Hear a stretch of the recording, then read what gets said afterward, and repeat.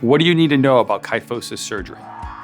Understanding kyphosis and the treatment options associated with kyphosis could be sometimes confusing for patients to fully understand. So first of all, let's talk a little bit about what a kyphosis is. A kyphosis refers to a spinal curvature, and it's evaluating the spine from the side, not from the front.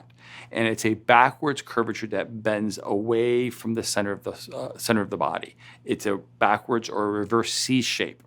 Now, in the kyphosis, there tends to be normal ranges for a normal kyphosis in the thoracic spine, and this kyphosis tends to be about 20 to 40 degrees in its range.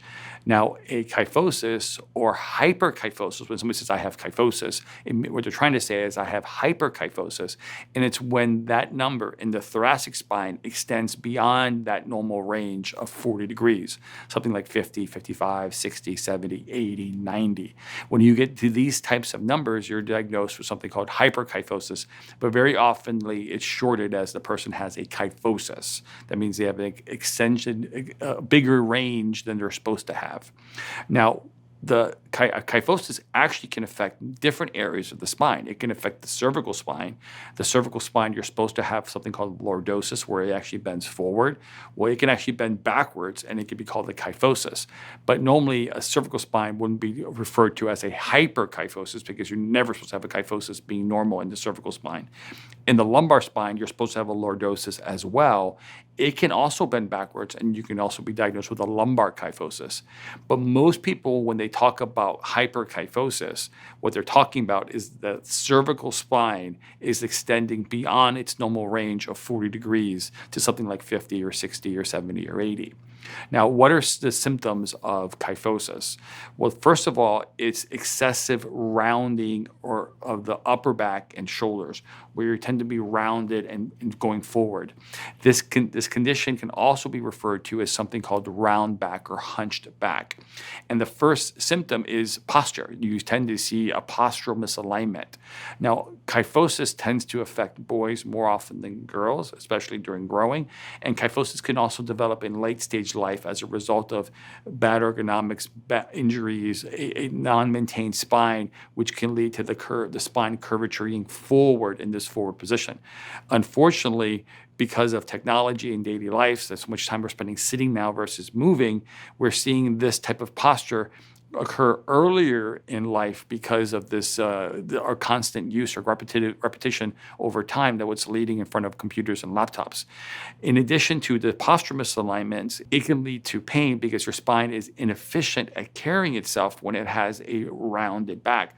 When you have a symmetrical side alignment, meaning a proper lordosis, a proper kyphosis, and a proper lordosis from your neck to your low back, these curves act in symmetry so your body's efficient in dealing with gravity. When you have one that's getting too big or one bending the wrong way versus the others, it can lead to muscle pain and muscle strain and back pain because of the inefficiency that's occurring in dealing with gravity.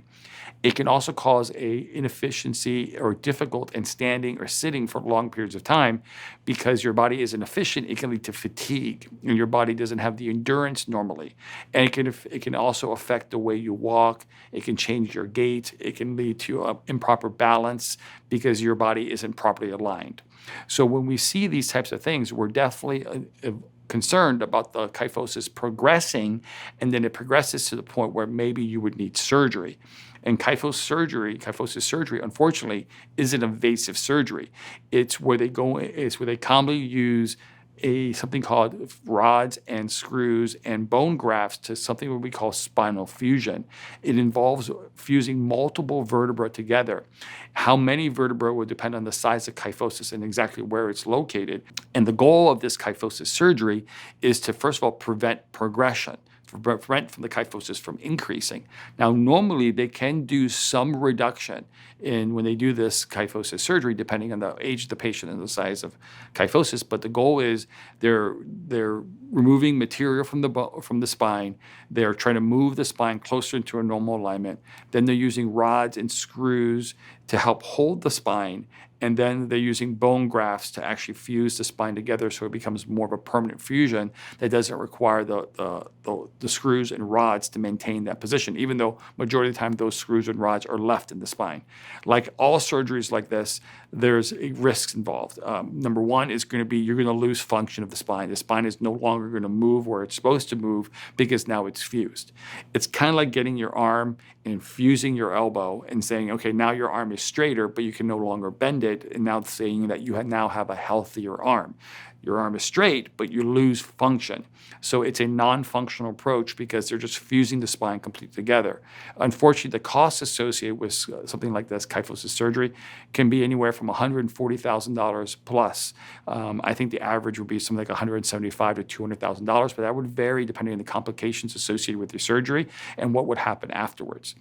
Many patients like to seek non-surgical interventions for kyphosis because they're concerned about the limitations or the effects this surgery can have on them, not only currently, but also in the future and long term, especially for adolescents that are facing this surgery. So what else can be done? There are non-surgical, non-invasive approach to help manage kyphosis, but the first thing you have to understand is that as your kyphosis becomes bigger, it becomes harder and harder to manage. So my recommendations, if you know if you have kyphosis, is treating it early and treating it smaller produces a much better outcome than letting curves get severe.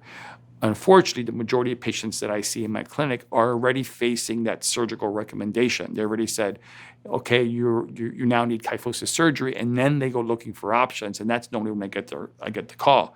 However, I much rather treat smaller misalignments and reduce those things first so they never become surgical, but that's unfortunately not the case. Many of these patients start seeking care, like things like chiropractic care, therapy, exercises, and those things. And I always say that this care tends to be fragmented, meaning they're seeing different doctors and different therapists and different providers that's not providing them a full customized approach that's going to produce a very good outcome. So yes, I believe chiropractic care is good. I do believe enough therapy is good. I do believe customized home exercises are good. And I also believe in corrective bracing. I believe all of these things much more strongly when they're all customized by one single doctor that's prescribing and coordinating all facets of this type of treatment to provide the very best outcome. What are the benefits of doing something non-surgically? First of all, it's going to be less costly. There's no way it's going to cost $200,000 to go through conservative type of treatment. It's going to be less invasive, which you're not going to have screws and rods and things in your body that's going to be in there for the rest of your life. It preserves the spine's overall health and function. I think this is the most important thing, that it is a functional approach. It's trying to restore function back to the spine so the spine can also be straight, more aligned, but not removing the normal function. It's more natural form of treatment. It doesn't have the real adverse side effects that something like surgery has.